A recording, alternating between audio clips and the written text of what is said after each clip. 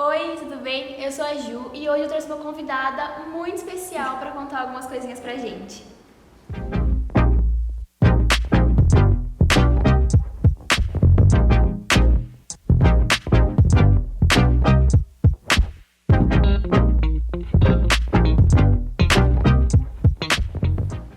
Bom, como eu disse no início do vídeo, hoje eu trouxe uma convidada muito especial, que é a Maria Badaró. Vou dar uma apresentadinha assim na Maria e na marca e depois ela que vai falar mais, tá bom? A Maria é designer, se formou no mesmo curso que eu, lá na UEL, e ela tem uma marca, né, de roupas femininas, que a produção é toda feita aqui em Londrina, então, aqui dentro da loja, aliás, né, tudo feito aqui dentro. E eu tô fazendo um trabalho com ela já há algum tempinho, eu já fiz estágio aqui também, fui estagiária da Maria, aprendi muita coisa de modelagem aqui. E aí eu decidi trazer a Maria aqui hoje pra gente conversar um pouco sobre os bastidores dessa parte de confeccionar e comercializar roupas de moda, porque ela faz o processo inteiro, né? Então eu pedi lá no Instagram pra vocês me mandarem perguntas e eu vou ler algumas aqui pra Maria responder pra gente. Ai, meu Deus. Vamos lá então. O Greg Couto perguntou técnico em vestuário ou design de moda. A gente não sabe muito bem se ele perguntou o que a Maria é ou o que ela indicaria, mas você pode falar as duas coisas, eu acho. Bom, basicamente, né, como a Ju falou, eu sou formada em design de moda. Então, no meu caso, fiz design de moda. Mas eu tenho conhecimento da grade de técnico e eu acho que é bem pertinente se você tem interesse em ter uma marca, até porque o técnico te traz mais abordagens do tipo práticas, né? Tanto em modelagem quanto em confecção. E isso é muito importante, muito relevante para o mundo da moda quando você quer produzir e ter a sua marca. Porque hoje você ter o conhecimento de todas as partes é muito importante para o negócio dar certo. Então eu fiz design de moda, super indico também, porém acho que o técnico para essa área seria muito abrangente também. Então acho que os dois são pertinentes. Beleza. Até porque às vezes você vai empreender num negócio que você não conhece nada sobre, né? Exatamente. Como você vai, tipo, cobrar das pessoas as coisas? Isso eu acho que é o básico, né? No caso, se tiver alguma pergunta disso, é uma das coisas básicas de começar é você conhecer o seu produto. Vamos lá para a próxima. Como é o processo de criação de uma peça? Tem algum molde para todas ou ela vai incrementando? Ah, sim, legal essa pergunta. Então, na verdade, num todo, vamos responder a parte dele de molde, né? A gente aqui, a Ju já fez estágio que ela sabe, nós trabalhamos com bases. O que significa base? Base de uma blusa, por exemplo, né? A gente tem essa base, dessa base, no caso, esse incrementar dele seria o que a gente chama de aplicar modelo. Então, daquela base, a gente faz um modelo X, um modelo Y. Então, sempre vai ter uma base, no qual a gente vai direcionando a criação. No nosso caso aqui da loja, como a gente já tem um contato direto com o público, então a pessoa vai chegar aqui na loja, a gente já conhece a necessidade do cliente, a gente consegue trazer isso prontamente para a coleção. Então, é algo bem, bem prático, porque é diferente de quando você cria uma coleção inteira e espera vender, né? E sente o público. Não, a gente consegue esse contato e a gente consegue adaptar essas bases, que seria isso que ele perguntou, né? Incrementando com os modelos que a gente acha pertinente, ou que a gente está vendo que as pessoas estão procurando e tal. Então, isso também é um ponto da criação, né? Que a gente cria de acordo com o nosso público, assim, de demanda e tal, e necessidade e saída também, que é um assunto interessante também, saída de peças. É legal falar que cada empresa tem, né, os seus formatos, não é igual para todas as empresas. Então, a gente está falando aqui da Maria Badaró. Isso. E aqui, como a produção é aqui em cima tal, é em pequena escala, Exato. a Maria consegue ter muito contato com os clientes e conversar, tipo, o que elas querem comprar e tal. Ou às vezes, tipo, você prova uma roupa aqui, eu queria essa peça, mas não serviu. Isso. A Maria tem a possibilidade de ajustar a peça aqui, né? Pela produção ser Além aqui em disso, cima. tem, igual a Ju falou, tudo tem o seu modelo de negócio, né? É lógico que o que a gente está falando aqui, se você já tem um pouquinho de noção de mercado de moda, ou já leu alguma coisa, ou até cursa design de moda, você vai ver que foge bastante do tradicional, porque o método tradicional vai de sentido a uma linha de criação, né? Coleção e tal. A gente trabalha de uma forma um pouco diferente, que durante aqui vocês vão perceber que tem as suas particularidades. Sim. Então, a próxima é relacionada com essa, então. Como surge a ideia para as roupas? Legal. Então, no caso, hoje, né, a gente trabalha como se fossem coleções cápsulas. E, na verdade, nem seria uma coleção, na verdade. Como a gente já tem um ritmo de mercado, para vocês entenderem, já tem peças prontas na loja, a gente não lança a coleção por estação, por exemplo, porque a gente prega que a nossa peça é atemporal, é versátil, né? E então a gente entende que não precisa necessariamente fazer uma coleção de verão, porque não necessariamente você tem que usar essa peça só no verão.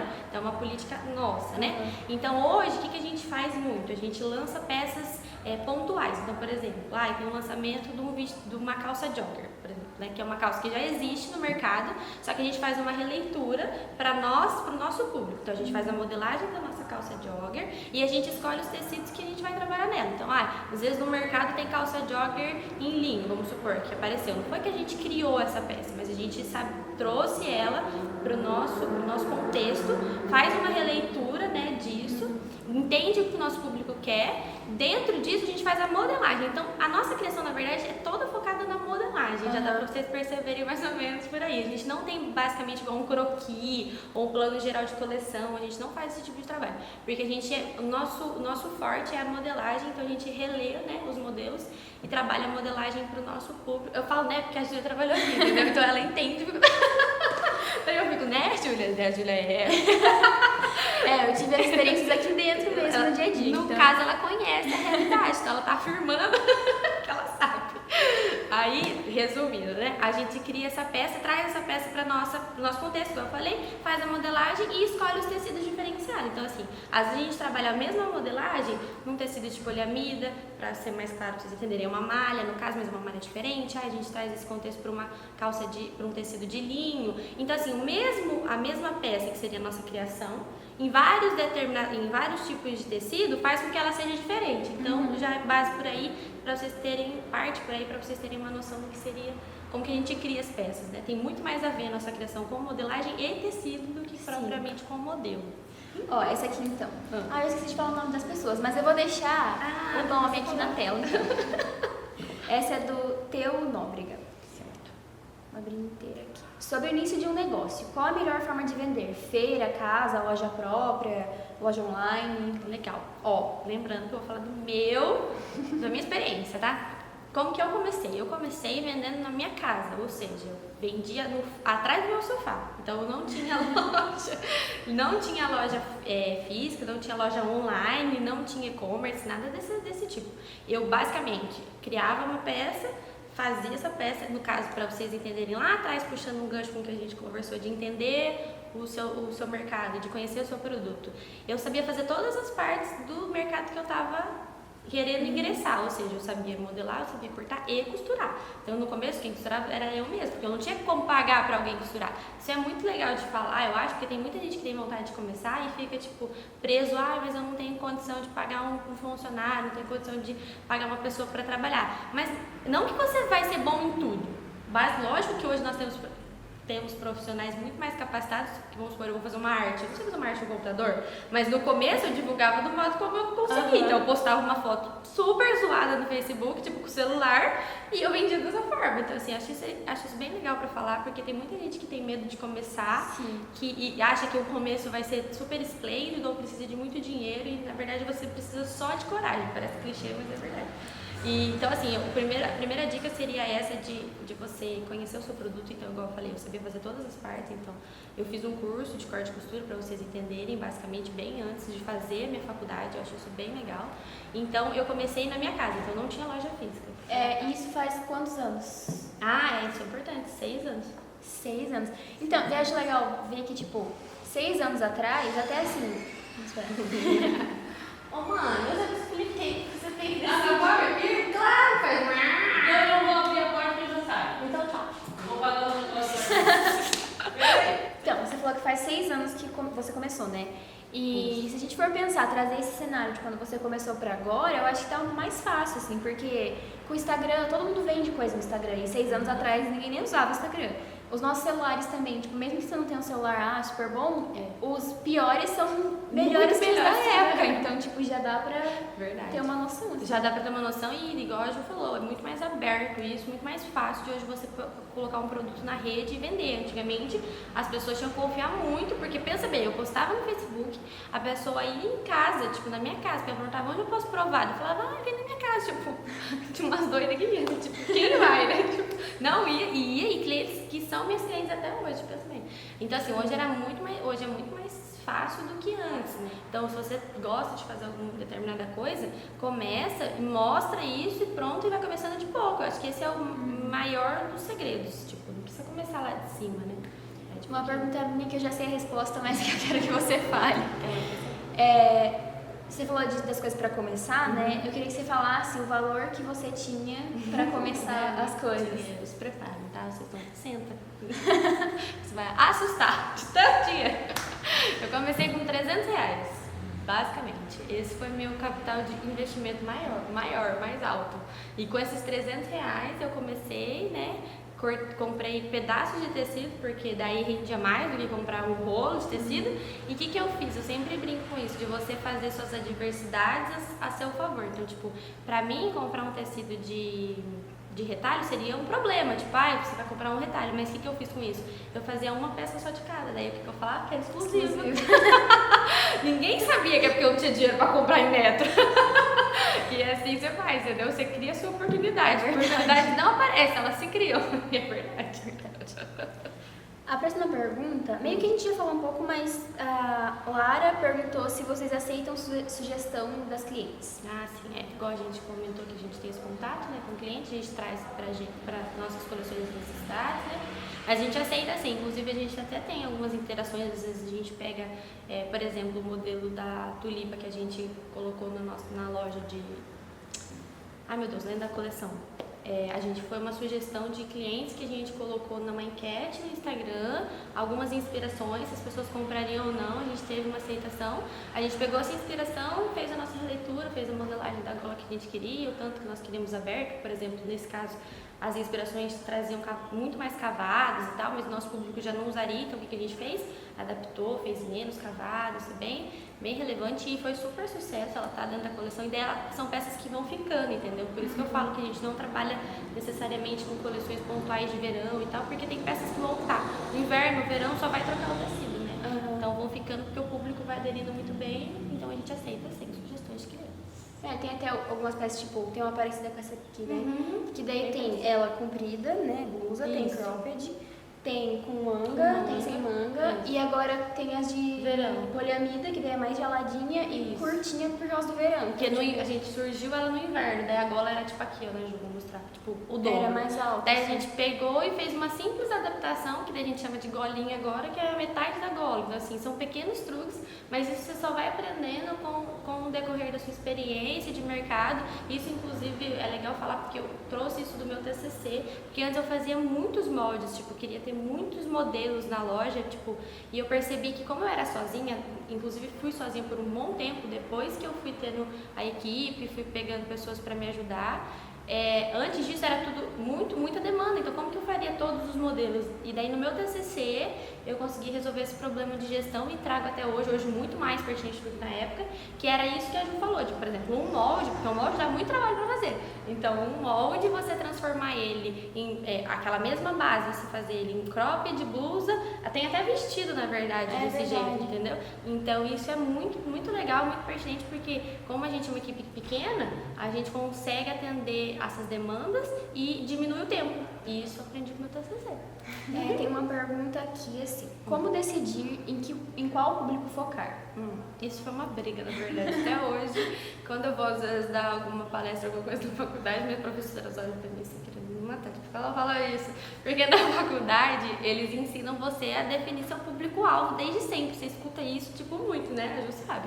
Público-alvo, painel de...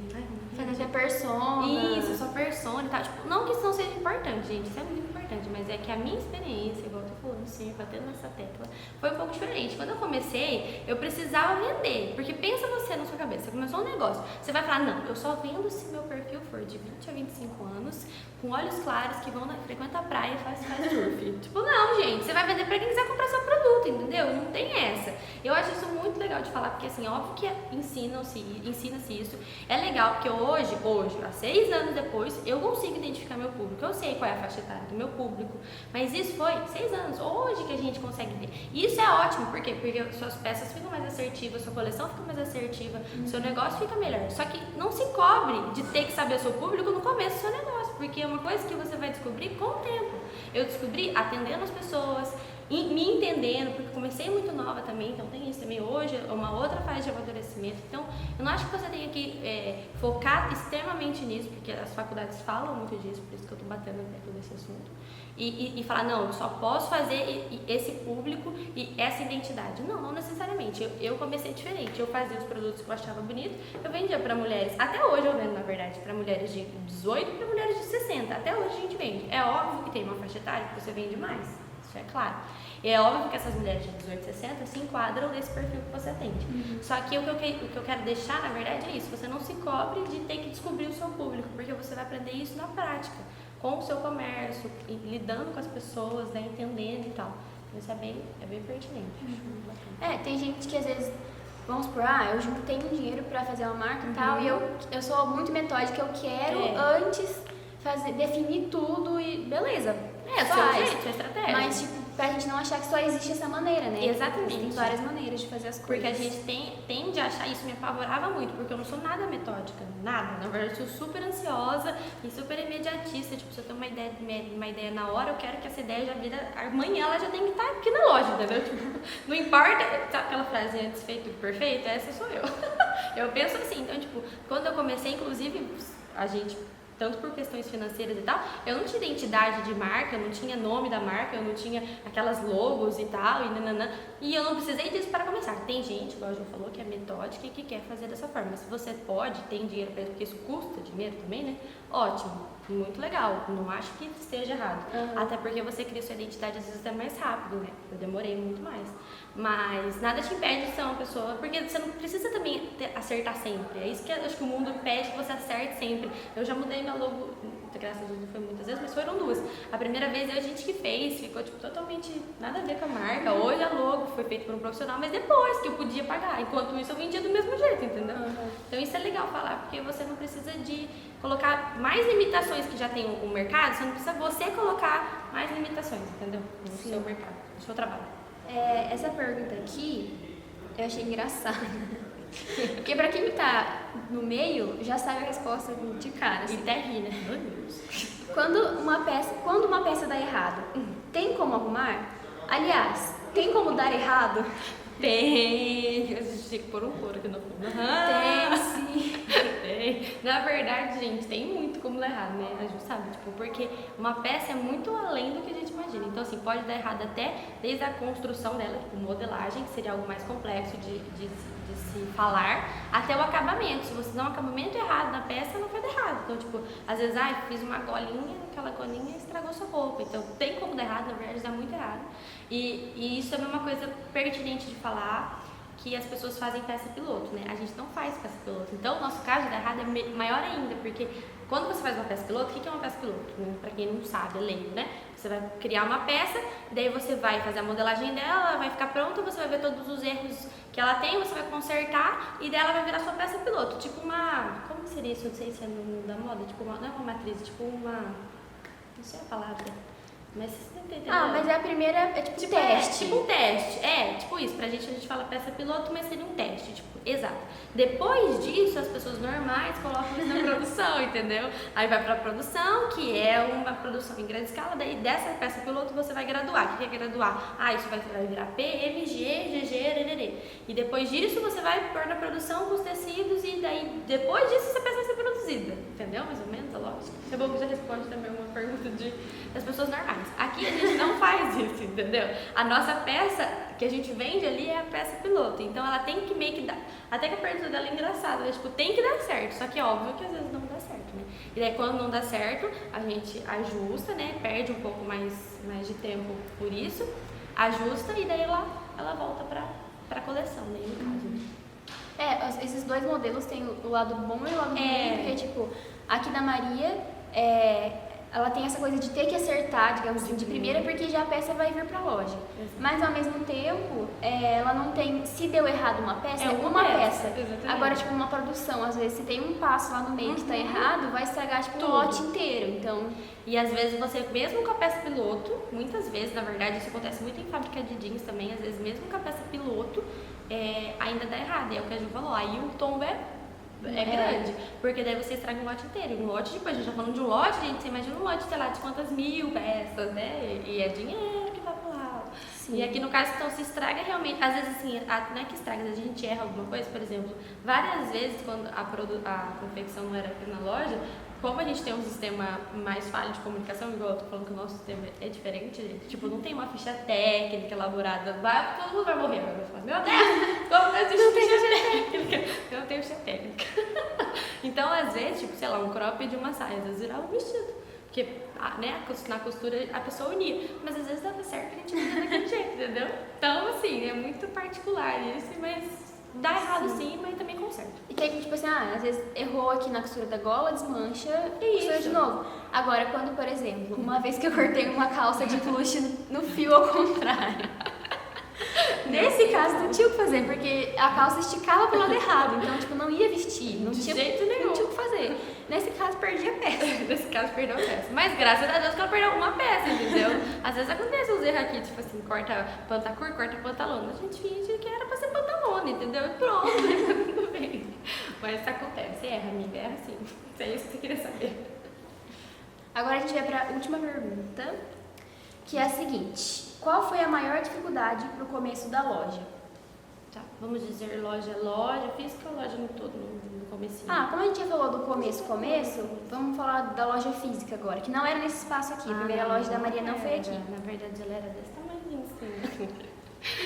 No começo, a maior dificuldade sempre, na verdade, foi dinheiro, porque isso é uma dificuldade complicada. Qualquer área da vida. Por que a gente não nasce rica? Então, assim, a maior dificuldade em geral, assim, realmente é dinheiro. Mas não é que é dificuldade, na verdade, eu acho que é até errado falar isso, não é dificuldade, porque se fosse dificuldade, a gente não estaria onde a gente está, né? É que as pessoas não têm paciência, a gente quer tudo na hora, e eu falo por mim também, obviamente, né?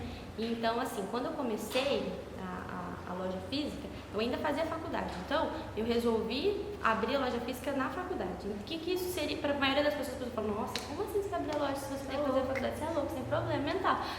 Realmente, não sou muito normal. Mas o que eu pensava? Não tem problema, eu vou fazer a faculdade de manhã, eu vou fazer o meu jeito de atendimento. Então, eu abri a loja das 2 às 7. Então, eu vou fazer a faculdade de manhã.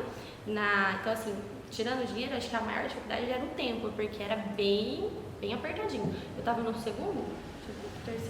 terceiro, no comecinho do terceiro, terceiro ano de moda, eu abri a loja. Daí, como eu não tinha muita grana, o que eu fiz? A gente alugou uma loja bem pequenininha, com um espaço bem menor, então o aluguel era bem pouco, nem tinha caixa. Na verdade, eu sempre tive mais, como é que fala? Coragem que juízo, né?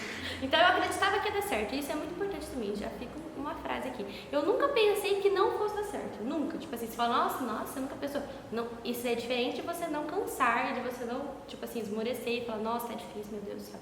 Isso é totalmente diferente. Uma coisa é você ficar cansada e falar, nossa, tá tenso. Outra coisa é você falar, nossa, não vai dar certo, acho que eu vou desistir. Não, isso nunca passou pela minha cabeça, nunca mesmo. E acho que isso não pode passar pela sua cabeça, porque você, mais do que ninguém, tem que acreditar que o seu sonho vai dar certo. E se você acredita, as pessoas acreditam, isso é fácil. Sim, inevitável, a Júlia é prova disso. Aí, basicamente, para não ficar muito grande, né, a história, comecei com isso, então, tipo assim, eu usava a cabide da Renner, então, tipo, que eu tinha ganhado, então eu não coloquei, volta naquele assunto de não colocar empecilhos e tal. Então, assim, tinha dificuldade do dinheiro, mas eu achava outras maneiras de colocar. E trabalhava no período que dava, que seria de tarde, e comecei. Então, assim, acho que a maior, na verdade, vamos fazer um modo geral, acho que a maior dificuldade, na realidade, de todas, é você se convencer na sua cabeça de que você pode. Acho que esse é o caminho, na verdade. Porque não tem dificuldade pra quando você quer, entendeu? Porque tudo é possível. Tipo, parece clichê de novo, mas é verdade. É isso, então. Obrigada. Adorei, gente. Adorei participar pela companhia. Obrigada pelos anos de trabalho, gente. Essa menina é maravilhosa, tá? Continuem assistindo ela, porque ela me deixou pra poder cuidar de vocês, mas tudo bem, né? A gente aceita. Faz parte. Faz parte, né? É isso. Muito obrigada. Então, agradeço. Aqueles pedidos de sempre, né, gente? Curte o vídeo, sabe? Eu trouxe uma convidada, olha só. Curte esse vídeo, gente, por favor. Mesmo eu falando muito, né? Vocês não estão acostumados. Vocês estão acostumados? Na vida eu sou quieta. As pessoas não acreditam, mas na verdade. Gente, na vida eu sou bem quieta. Pra vocês. Acho que nunca ninguém falou isso no vídeo. A Júlia trabalhou aqui quanto tempo, Ju? De março a outubro, eu acho que foi. Ou seja, vai dar o quê? 6 meses? Acho que eu conversei com a Ju 3 vezes. Ai, que exagero. conversar, de Mas conversar bastante. é, A gente conversava. Não, a gente falava bom dia, tudo bem? Ela ia lá fazer o serviço dela, eu falava o que tinha que fazer. Essa pessoa é um ser assim, ó, mudo. Depois, quando eu vi ela na corrida, eu falei, gente, quem é essa Júlia? O que tá acontecendo? Como que ela fala desse jeito? Você falava, Júlia? Eu nem sabia. Mas é verdade, na vida, tipo, é que eu sou muito da minha, assim, de boa, faço minhas coisas. Ela faz e tudo tal. que ela é super comprometida, né? Acho que é por isso que ela não fala, né? Porque daí ela só faz o negócio dela que ela tá fazendo. Mas um dia você falou isso pra mim, que você era introvertida e extrovertida. Eu fiquei. É, E eu falo muito depende toda da hora. situação, assim. Depende sabe? da situação. Então, no trabalho, gente, é que ela não vai querer se contratar, porque ela é blogueira, né? Mas ela não fala nada. Ela é uma ótima pessoa. Mas é isso aí. Então é isso. Ah, também me siga nas redes sociais. Ah, Siga a me Maria siga. também, vou deixar tudo aqui. Me segue, Porque gente. também parte da venda dela. Parte não, tipo, maior parte 100%. é no Instagram, né? É verdade, Então, 100%. acompanhe lá, que a Maria Inclusive coloca no muitas pessoal. novidades. É. Que a gente posta sutina, mostra as pessoas, faz passar vergonha. Mostra a realidade. Mostra a realidade, a bagunça do ateliê. Você não sabe como que é o ateliê? Me segue no Segue, Instagram. você vai dar uma olhadinha. Dá uma olhadinha. Então é isso, um beijo e até o próximo vídeo.